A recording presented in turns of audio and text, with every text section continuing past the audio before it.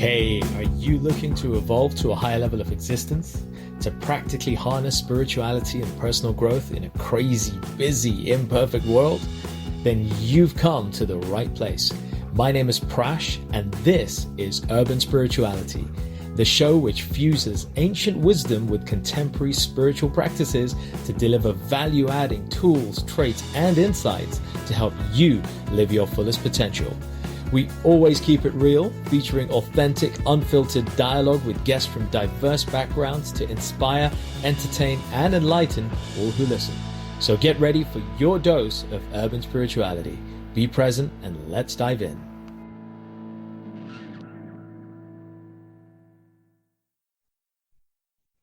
Ladies and gentlemen, namaste and welcome to another episode of Urban Spirituality. I'm your host, Prash K, and today I have the distinct honor of introducing you to a global icon who you might not have heard of. Her name is Sri Jaya Row. Jaya is the founder of Vedanta Vision, who is an ex-microbiologist and corporate executive turned published author, award-winning international speaker and spiritual mentor to thousands, transforming people's thinking and attitudes to inner wisdom globally.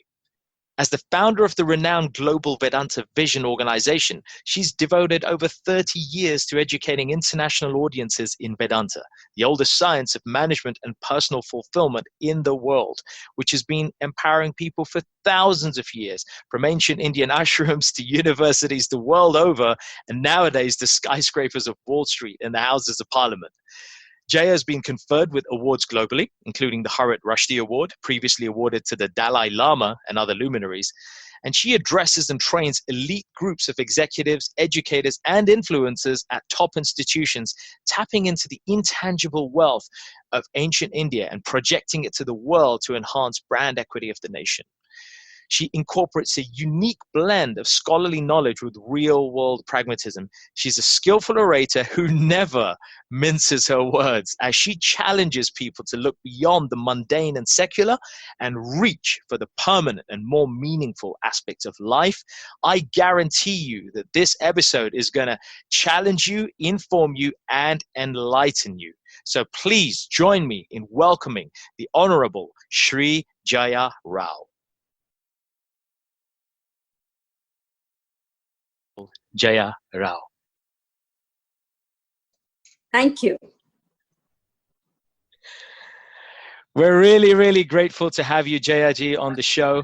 I don't think we've ever had the opportunity to have somebody who represents such a magnificent, and I would argue the oldest tradition on the planet, with such knowledge to be with us on the show. We're really excited to tap into some of the wisdom that you've accrued over the many years of your study and the way you've managed to synthesize it from a corporate career into the life that you now lead. So firstly, welcome, and tell us, how are the monsoons in India treating you at the moment? Thank you.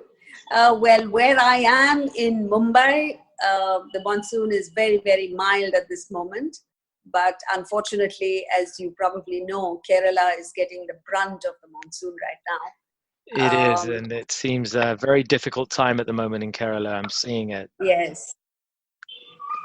But I'm very excited to have access to wonderful people across the world, young people who are questioning, who are looking for answers, and who are trying to find solutions to issues and problems of modern day living. Well, that's definitely a theme that resonates with us here. Urban Spirituality is all about sharing those classic insights from texts, literature, and common wisdom across the planet in a way that's usable and practical for the majority of us who are in a corporate or a professional trade of some sort, where we do find that we're time poor and information hungry. And in fact, I would say wisdom hungry. Information everybody has access to. I think that's a fair thing. In fact, we're probably oversaturated with information. And it's no surprise that the recent statistics show that the average person living in an industrialized nation looks at their smartphone on an average of up to 5 hours a day. So there's no shortage of information. But I think wisdom is a commodity that is in short supply, Jaya. And I think that's why we're very grateful to have people like yourselves with us on the show where you can share insights. I am curious, though. I know that you're based in India, but I understand you spend a lot of your current life traveling. That's true. I travel to the United States 1 month of the year. I am in UK about 3 weeks in a year, and wherever people invite me, so the rest of maybe a month or so outside India. But I also spend the majority of my time in India, traveling within India, and primarily or only to get across the message of Vedanta, the technique of living, to as many people as possible across the globe. Well, let's start there. The word Vedanta, for many of our audience listening in here and viewers at home on our Facebook Lives, that could be a word that not everybody will understand. And I know those that may have heard of the word Vedanta may associate it perhaps incorrectly with Hinduism or with a particular religion or specific tradition. Could you elaborate a little bit and demystify and clarify the meaning of Vedanta for us, please? Yes, Vedanta is an amalgam of two words, Veda and Anta.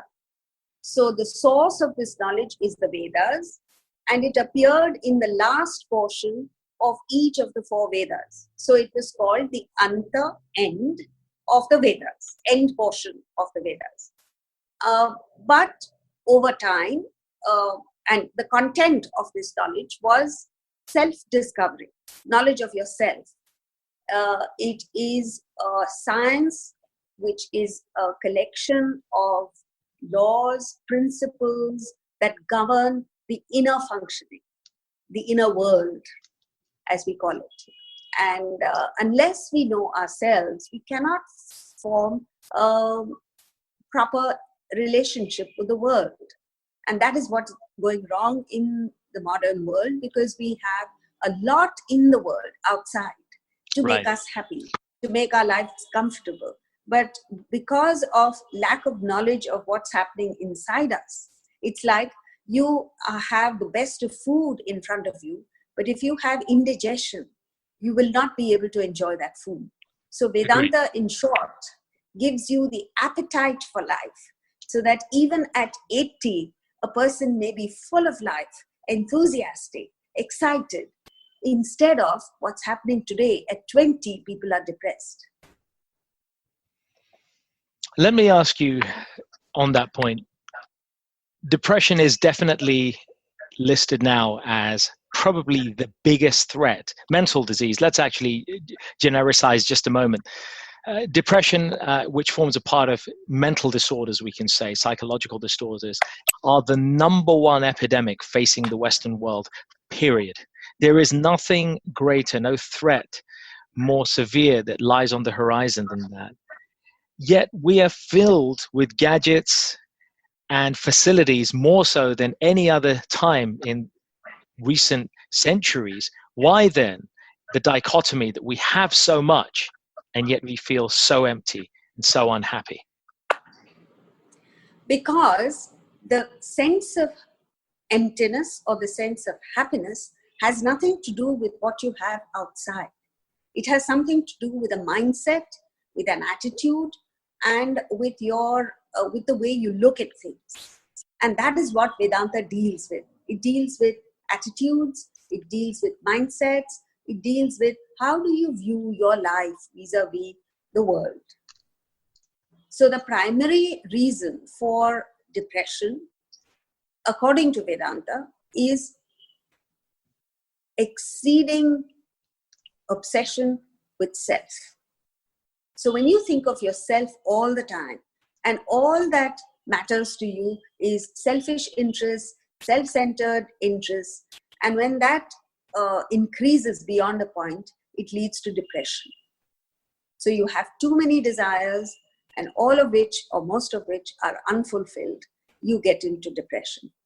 Whereas, and this is what I tell people, before that happens, if you change your mindset from grabbing, from a sense of entitlement, to sharing, giving, to a sense of duty and obligation, then you will take care of this epidemic, as you call it, that has overcome the world today. Unfortunately, modern gadgets and modern life, modern technology caters to selfishness and promotes selfishness. That's a cruel irony, Jaya, because every major media outlet and gadget producer tries to sell their products or services as if they're a solution to a problem that we have. They try and tell us that their product or their service or listening to this or reading that or watching this TV show or any of these innumerable offers on the table at sometimes next to nothing, cost-wise, they always are sold to us as things that will give us lasting happiness or some kind of fulfillment.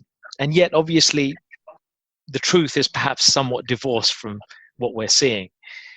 Absolutely. How are we to recognize or see through that which might be beneficial for us without discarding it? That is to say, we don't want to whitewash technology or gadgets and just throw them out. Is there a balance point that can help us to ascertain how we can use that stuff for our good and find that inner fulfillment that you're alluding to?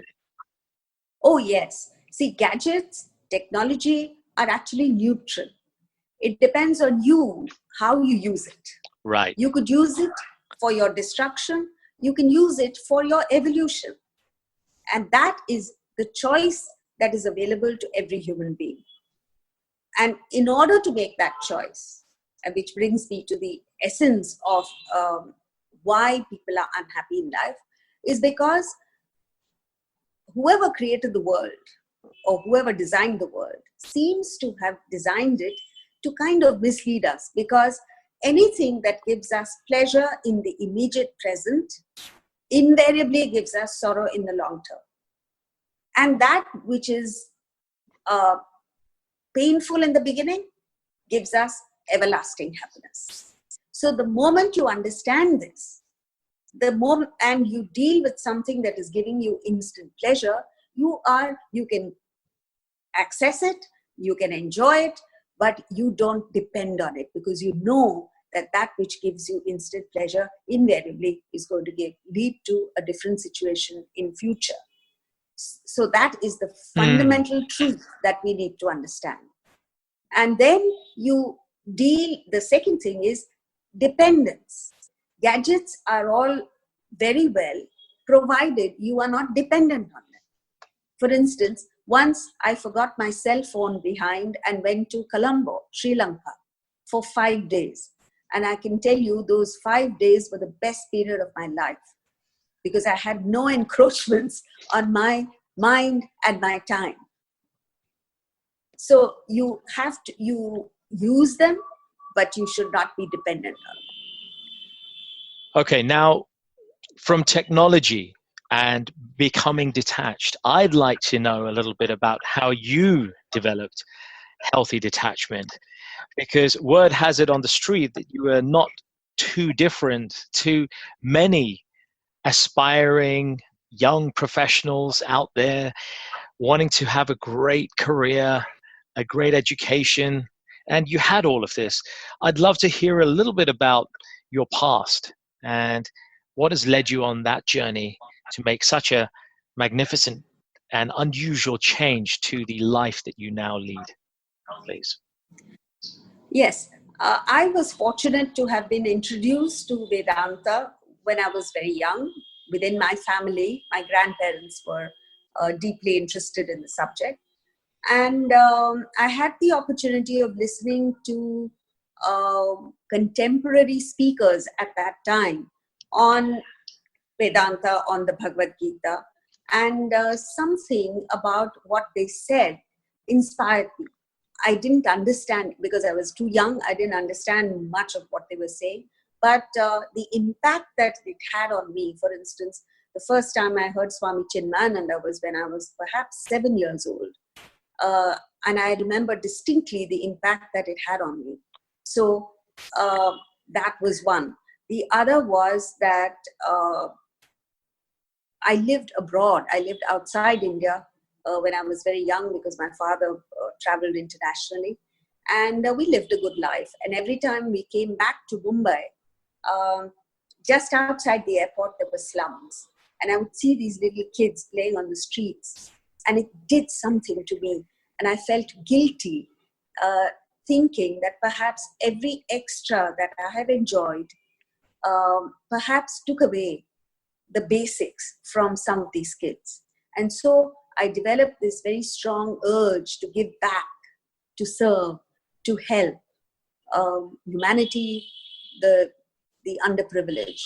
And so these two came together into what I've been doing, particularly the last 10 years, taking this knowledge across to people so that we create more service-minded people, and also carrying this knowledge to the underprivileged kids, because the children in India, even in a city like Mumbai, have access to basic education. By that I mean they are barely literate. But beyond that, they have no guidance.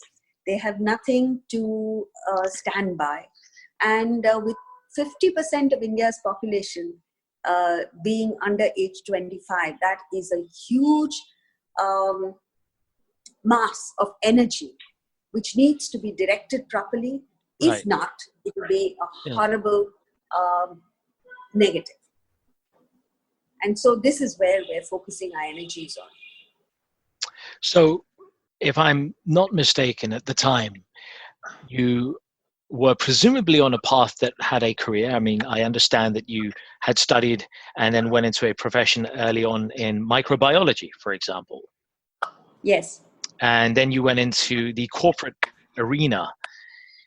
During those times, Jaya, did you encounter something that caused a trigger, an aha moment for you that spurred you in a different direction whilst in that corporate career? Yes, absolutely. I'm glad you asked me this question. Not many people ask, and I don't get an opportunity to share this idea.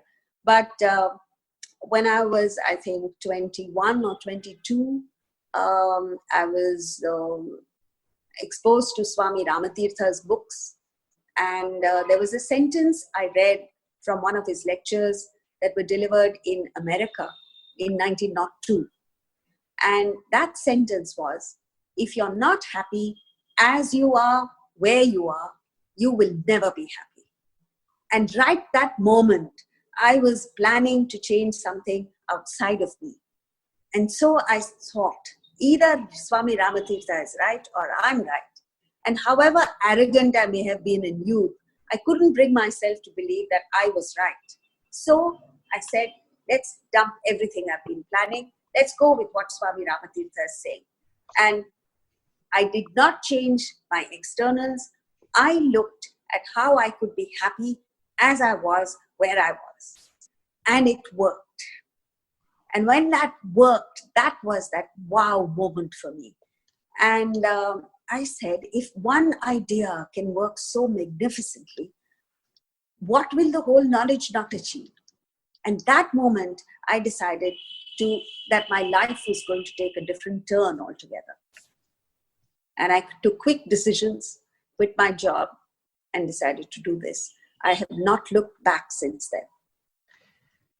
You mean you effectively walked away from arguably a very successful corporate career and turned your back on it completely?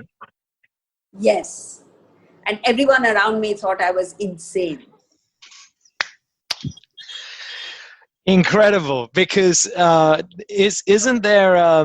You've got to share one with us here. Aren't there references in every ancient scripture that refer to how the wise people are regarded as foolish and short on intellect, and they're judged wrongly. Doesn't the Bhagavad Gita say something about, what is night for the wise person is day for the material person, and vice versa. There's got to be a verse that Yes. speaks to this, but you must have been regarded as a mad person by everybody, and they're probably pointing you with one finger, not realizing there's three fingers pointing back right at them, that the real fool is actually the person saying it. Well, I don't know, but it was the turning point in my life. And because I benefited so much from it, I developed that motivation and conviction that I should share this with others, and also to build brand India. Because at that time, and even now maybe, India is still looked upon with certain, what do I call it, condescension. A condescending view, yeah? Right. And we ourselves don't have the confidence. When we go outside India, we go with a kind of inferiority complex, because we don't know what's best in us. Completely. I couldn't agree more. And I've got to interject, because we're doing this interview now. It only recently was, of course, India's Independence Day. And I famously shared a quote in social media channels saying that how wonderful that India celebrates its Independence Day, and how unfortunate that majority of its population are still enslaved by their own mindset. Absolutely. And we're a slave to hundreds of years of foreign rule and dissemination, disinformation, and all kinds of deliberate efforts to undermine a culture and a civilization that dates back at least 8,000 years. And that's just in written form, what to speak of verbal traditions that those literatures speak about, which date back plenty of ages and eons beyond that time, if I'm not mistaken. Yes, but the very thought, the very fact that people are trying to undermine us means deep down they know what we're worth. And deep down, they feel insecure that we might come into our own someday. And that moment is happening. It's going to happen very soon. That's powerful. And I think it's no coincidence that yoga is being seen for what it is. And gradually the misunderstanding of yoga is beginning to fade, that yoga is a discipline that originally started as something that hippies and middle-aged women do in leotards in gyms, or something that's a fad, and people are beginning to recognize the universal truth that yoga embodies, and that its purpose is not just something to do with physical postures, but a union of the individual with the source, if I can call it. Absolutely. Yes. But the major fault for what has happened lies not with foreign invaders, but with us. We don't have that vision, the larger vision, to rise beyond personal interests and immediate gratification, to focus on the larger context. And that is what some of us are trying to do. Now, if you look at even the spiritual scenario in India, you find, yes, there are large institutions, there are more larger than life-size gurus, but with a very narrow perspective. If you take a look at the larger perspective and look at the culture itself, and that is what I'm focusing on. We are not promoting the person, the individual. We are not promoting the institution. I am promoting the knowledge. Once you get the knowledge, it doesn't matter whether you follow me, follow the institution or not. It's like if you are a doctor, the fact that you have medical knowledge comes first. Where you learned medicine from is secondary. I love that. But when it comes to spirituality, people only say, I am so-and-so's disciple and I belong to a particular institution. But what do you know? How much have you grown? It's not discussed at all. I think that's a harsh but very relevant truth. And I would extend that to people from all traditions, the people who have battles, of course, now, as we see, between religions, and they're kind of missing the point.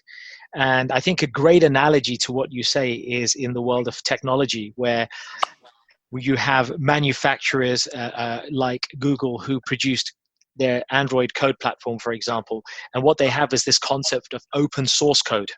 They produce something and it's open. It's open for the world. They've given the formula, they've given the tools, and it's down to anybody.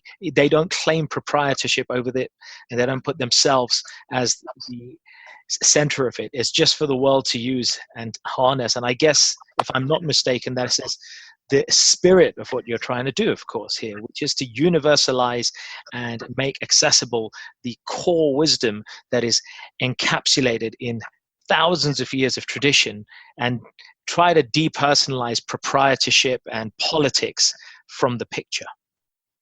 Absolutely. If you go back to the source of Vedanta, the Upanishads, the name of the Upanishad starts with the first word of the Upanishad.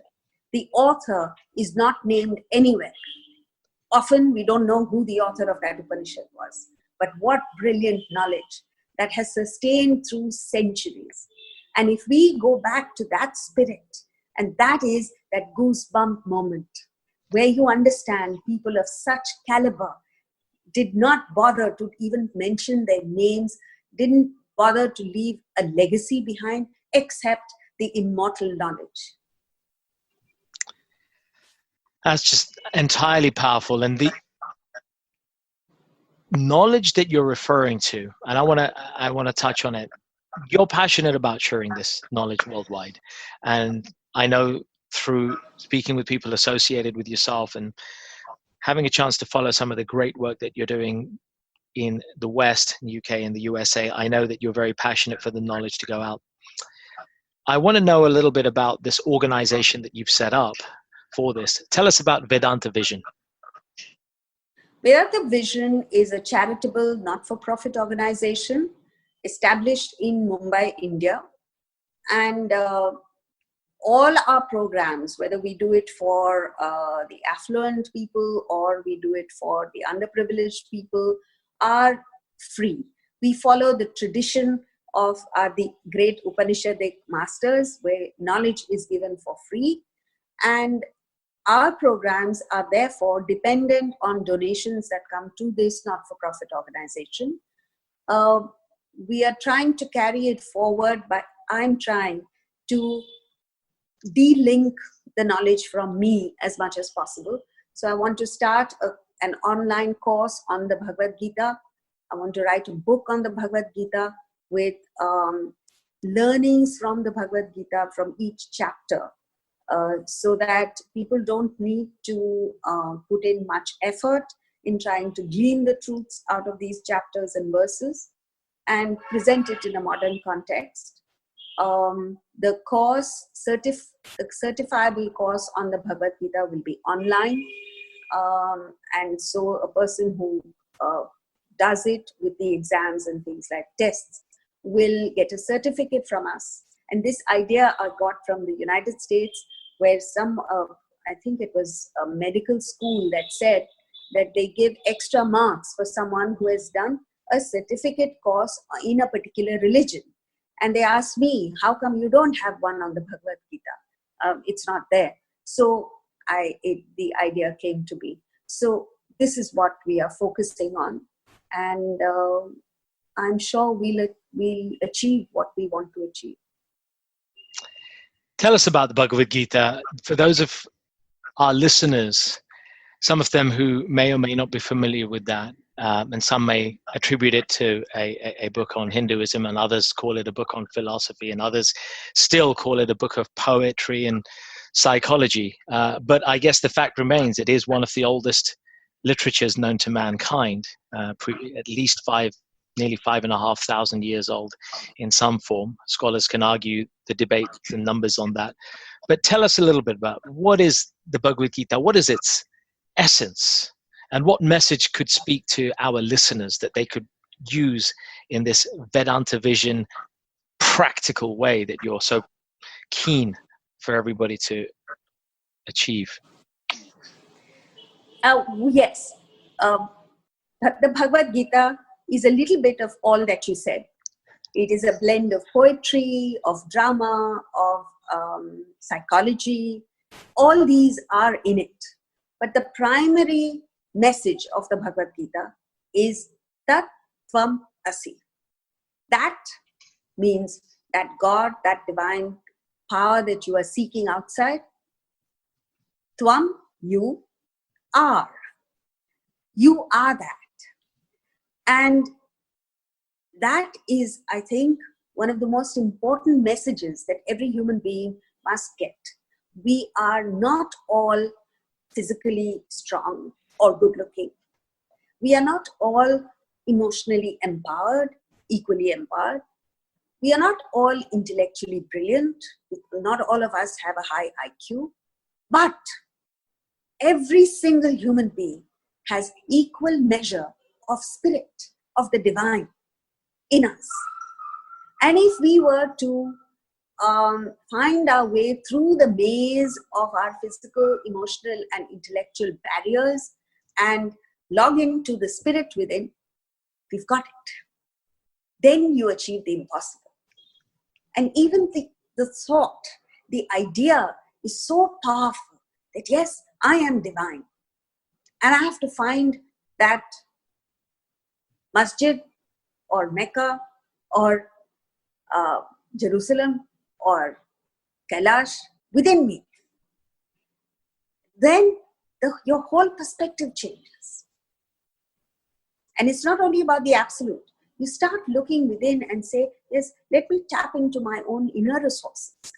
Maybe I have the ability to achieve what I want to achieve.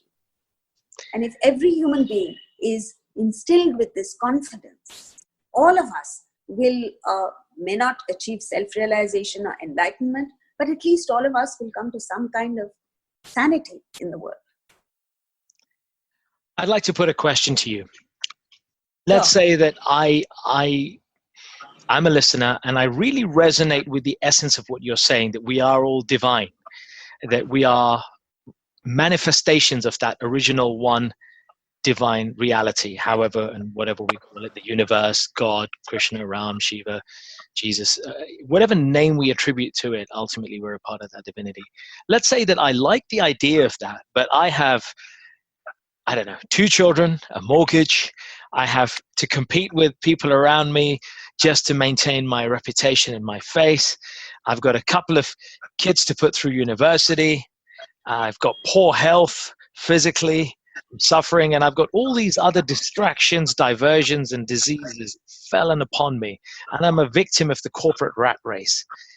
How in all of that can I somehow still grab that rope of inspiration and hope that you're sharing and hope to climb up it whilst contending with all that life is throwing at me? Yes. Everyone in the world has problems. Everyone has issues. Everyone has mortgages, or at least in the Western world.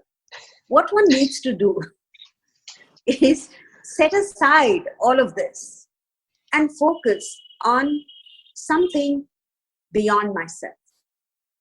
So identify with a cause beyond yourself. Look at what you have rather than what you don't have. Feel blessed. Wake up in the morning thinking of 5 things that I need to be grateful for, and work hard, work enthusiastically, work excitedly for somebody beyond myself, and everything else will fall in place. Believe me, I've experienced that. When I took to Vedanta, it's not as if everything was hunky-dory with me. It's not as if I didn't have problems, or it's not as if anybody is free from problems before they take to spirituality. We all have our issues. But you have to have the ability to set it aside. Consider yourself blessed. Yes, I have problems, but I have blessings which are more than what other people have. And so let me focus on something more productive, more positive in life. And before you know it, your life changes. Because your attitude has changed. So you talk about attitude, and I hear you talk about, I guess, purpose is what you're talking about. Finding a purpose Yes. that is a cause. And let's clarify that for a minute. When you're talking about that, you mean to say that we need to perhaps do some inner homework that we can't easily do by asking a whole bunch of people, going and doing a survey, but it's actually some inner homework. It's some hard questioning within ourselves to find out what it is that we really stand for, what it is that we truly exist for. Is that what you're saying that we need to do a little bit of in order to find our true purpose? Yeah, well, it's not very complicated. It could be in my job. Let's say I'm a salesman, right? When I go out and talk to people, I look at things from the buyer's perspective, from the customer's perspective, and not from the perspective that, oh, I want to sell. Yeah. Yeah. Plain and simple. That shift in attitude will leave me with happy customers. And these happy customers will endorse me. And I don't need to compete with other people who are selfish. In the domain of service, in the domain of unselfishness, there is no competition. In the selfish world, there is competition. So you're free from competition. You enjoy what you're doing. You take a look at a person who just thinks of giving, is a happy person. As long as you're looking at what will I gain, you will always be unhappy. So you are happy, then you start getting creative. You start thinking of ways and means of getting across to people, of making them happy with your product, of improving your product. The whole scenario changes. I don't know how to explain it. I don't know how to get it across. It's a service. You just experiment with it. It's I guess it's a mindset shift from changing our formula, our inner operating system, from how can the world serve me? How can people and things serve me, to how can I serve the world? Exactly. From profiteering to offering. I love that. From profiteering to offering. And the irony is that so many corporate institutions who are parading as those who are trying to offer something are actually looking at profiteering. They're actually looking at the bottom line. They want to survive. Exactly. They have their shareholders, they have their board, and they've got to make sure that they're bringing in the bottom line. And really, they're not actually looking at how they can offer something to people, how they can serve. And of course, that's then disseminated through the cultural chain within an organization, so that the entire employee hierarchy is then programmed and influenced to become the same way. Yes. I'll give you an example from the real world.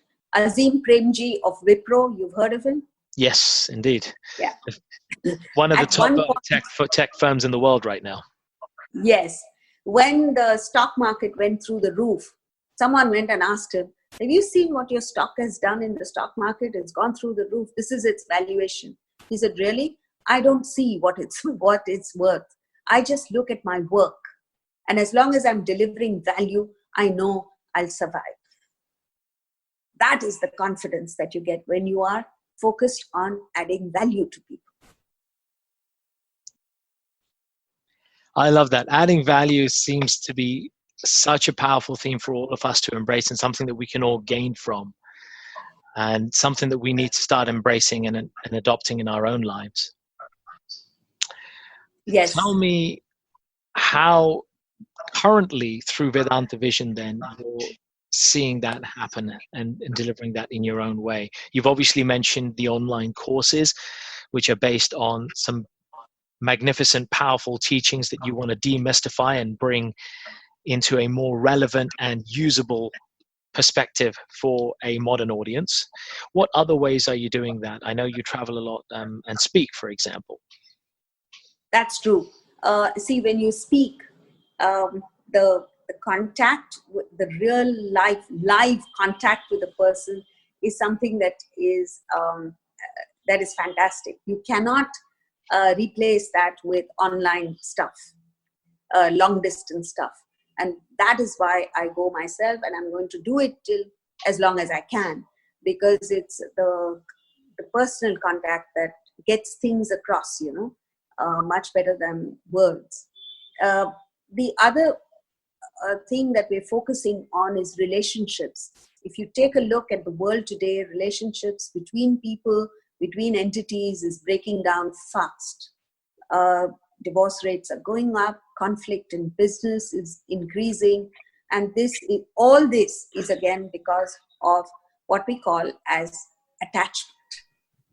And one of the favorite themes of Vedanta is to rise above attachment and get detached.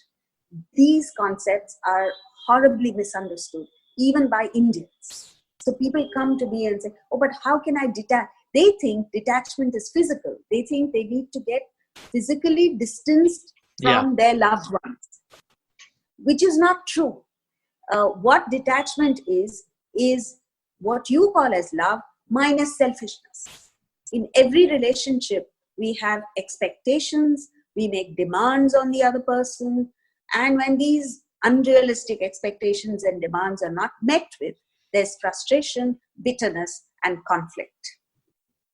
Whereas if you say, I love you the way you are, I don't expect anything from you, I don't make any demands on you, and you feel then comfortable, and you then return the courtesy, and you say, you love me too. And that's a wonderful relationship to have. But now every relationship is based on the foundation of expectation. And these expectations are sky high. Parents expect kids to be super kids. They want them to be good in academics, sport, every area. And I often ask them, I said, how can that be? How can you expect that? After all, your kid has your genes.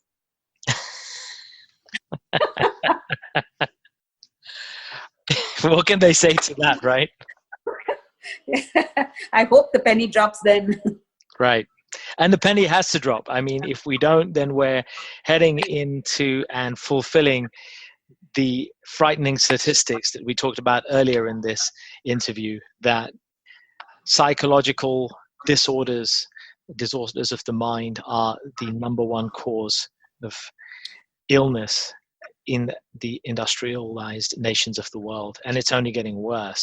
So I think pennies do have to drop. So I take that on board. I want to just ask you for a moment there. You gave a nice little formula. You said love minus selfishness equals detachment. Equals detachment. So could you give us one or two tips how we could cultivate detachment if detachment doesn't mean necessarily distancing ourselves or renouncing physical objects or persons? How can we cultivate detachment in our material urban lives that most of us live? Yes. You see, when you expect things from other people, why does one expect things from other people? Because you are not complete with yourself. You are not whole within yourself. You're not happy within, independent. So it's like this. A creeper necessarily needs to depend on a tree because it's incapable of living by itself.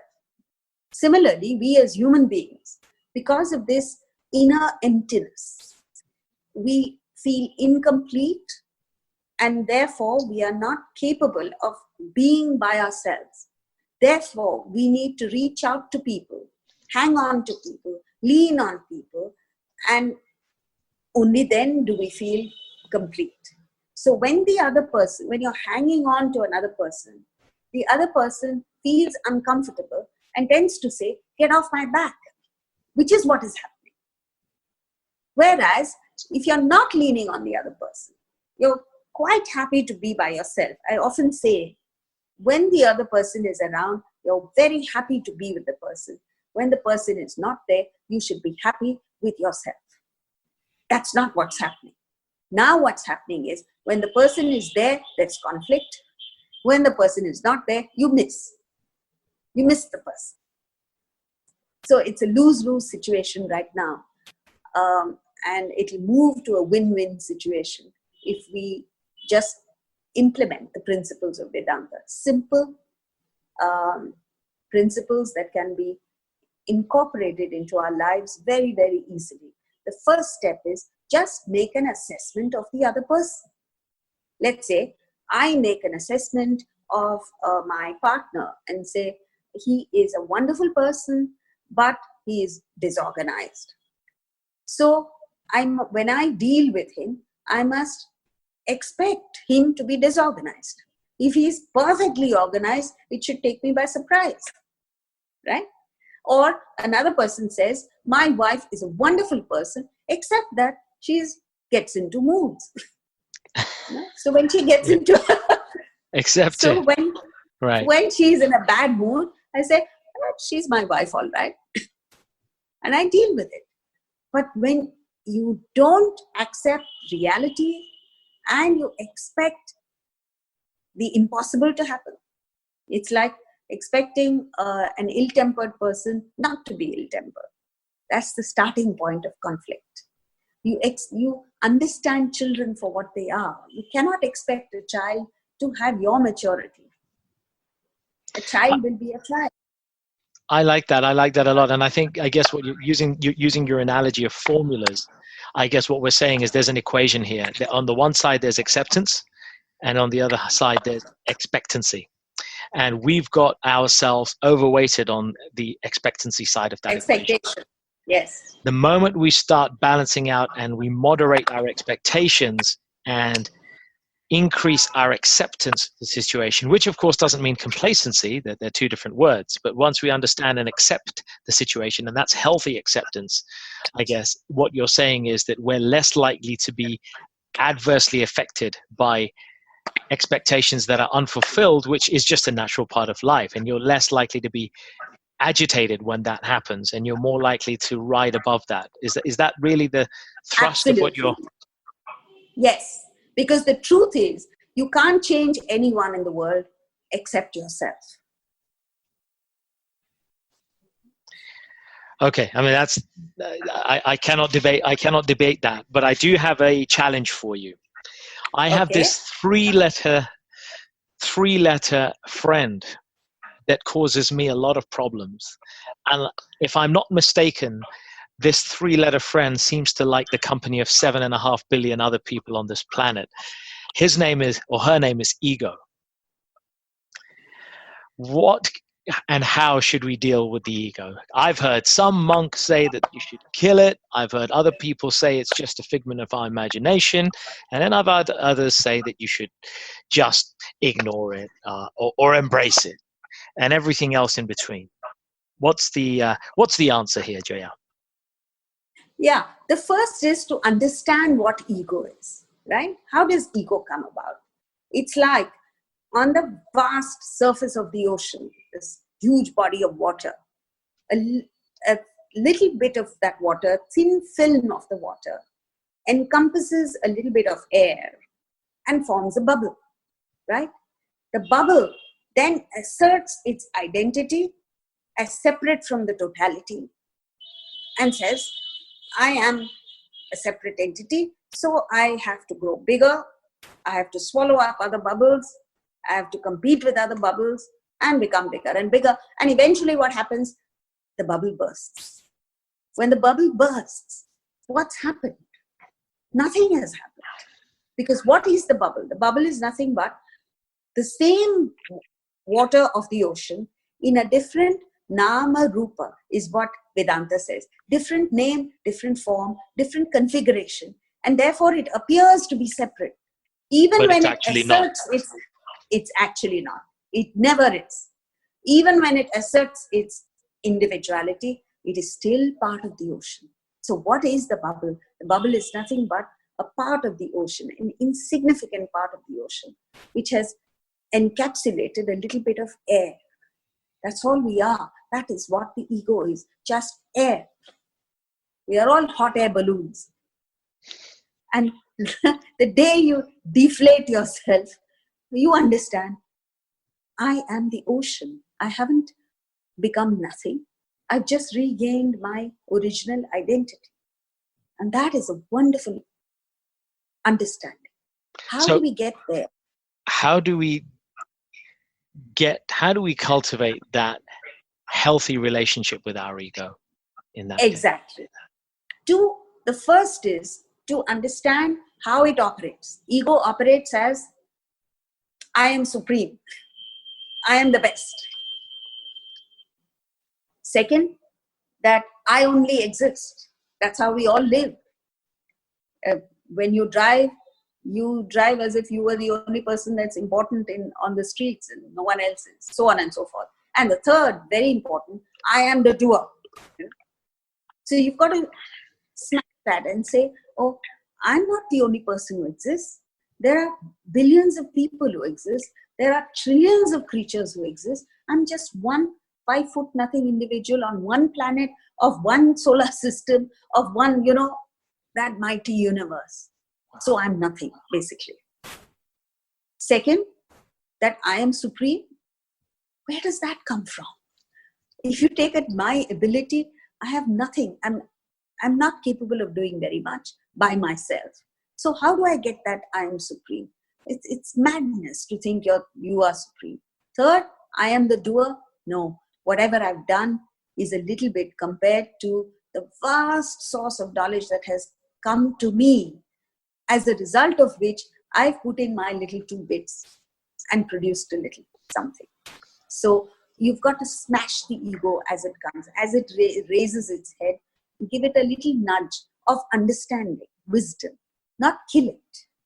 Not kill it. I think that's a misunderstanding. People kind of demonize anything to do with our ego and kind of make it sound like it's a crime, and then you end up feeling guilty, and that unhealthy emotions seem to arise. And I think what you're saying is you don't need to do that.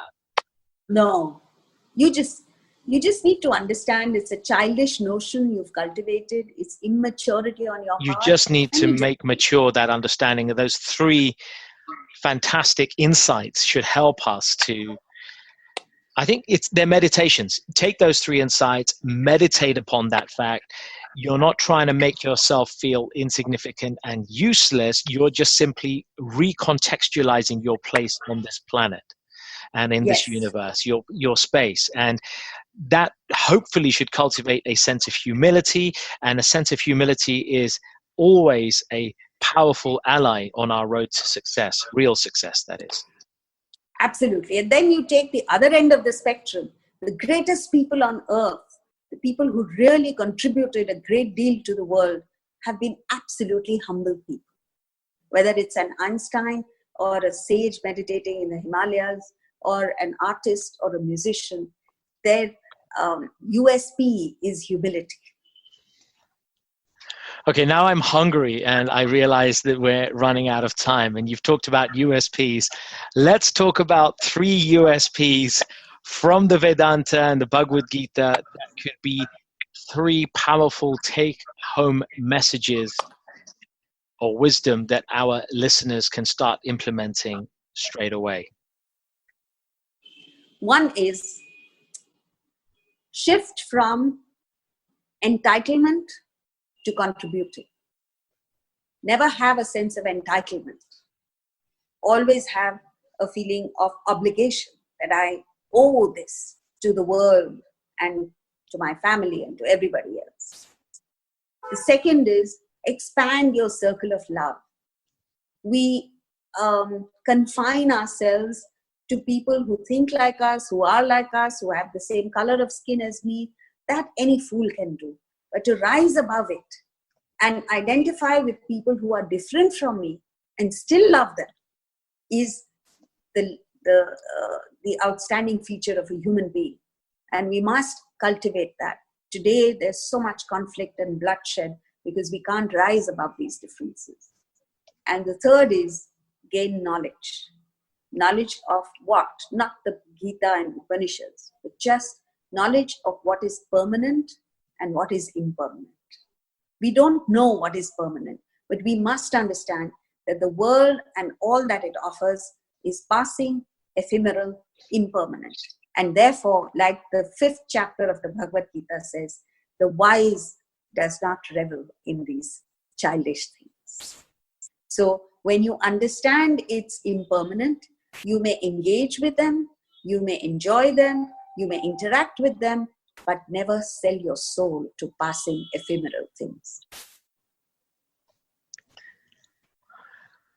I'm speechless. I don't know what to say to that, but those are such powerful words that I think every person, every listener could take on board and apply those powerful messages in their daily lives, irrespective of what race, creed, color, or religion, or no religion or affiliation somebody is. I think those are universal principles. And I guess that is the point of the Vedantas, Jaya. And I know, having had the great pleasure of gaining some glimpse into some of your written works, I know that that's the essence of the Vedantas that you try to share with the world, that it is a universal concept, a manual, an instruction manual for inner fulfillment.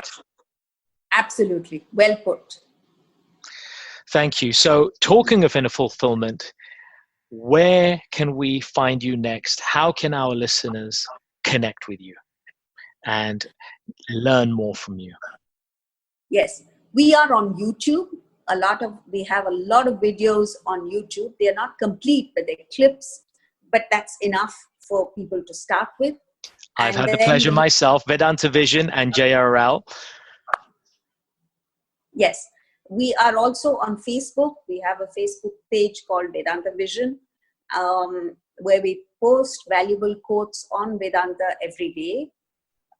As I said, the accent is on the knowledge, not on me. So you get direct access to the knowledge. We have a website called vedantavision.org, where people who want the whole of it, we have the entire Bhagavad Gita, which is 125 hours of the original Sanskrit verse, the English translation, and the explanation in English by me in audio and video format, which people can access through our website. They can order it and we can deliver it anywhere in the world. We have our books, we have other topics, and we run corporate courses. Again, anyone, anywhere in the world can invite me. I'll be happy to go over and speak to their executives and help them tap into their potential with it. Jayaji, thank you for sharing this wisdom. It's been an absolute honor to have you with us and receive the distinctions that are not normally spoken about on a daily basis and that are important for us and that easily get overlooked in our daily living. And I know that you're known for not dicing your words.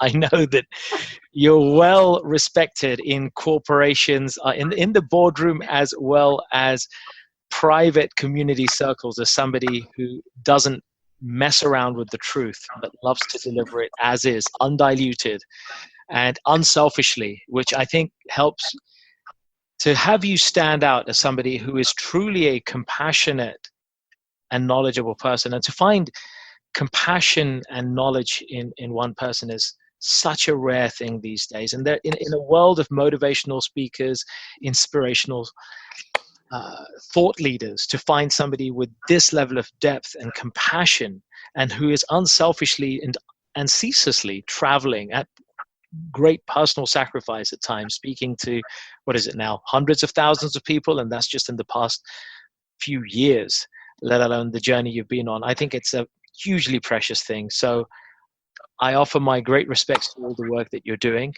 and I believe that you are truly epitomizing and living the persona of the title of your excellent book on Amazon, The Profile of a Perfect Person. I hope you continue to do what you're doing. I hope that our listeners can connect with you and play a part in their own unique way in improving their position and the standard of life on this planet. Thank you so much. Namaste. Thank you. Namaste. May I end with just one sentence to all your listeners. Seek perfection, and the whole world will be at your feet. Hey folks, thanks for listening. We hope you enjoyed this episode, and as with all our episodes, found something to inform, inspire, and empower you in your spiritual and personal journeys in life. As always, if you enjoyed it, feel free to leave a little love through your ratings and comments, share it with those who you care about, and take your personal and spiritual evolution to the next level by joining us on one of our events, workshops, or retreats. Find out more about us at mantratherapy.co.uk. I'm your host, Prash K. This is Urban Spirituality, and we will catch you on the next episode.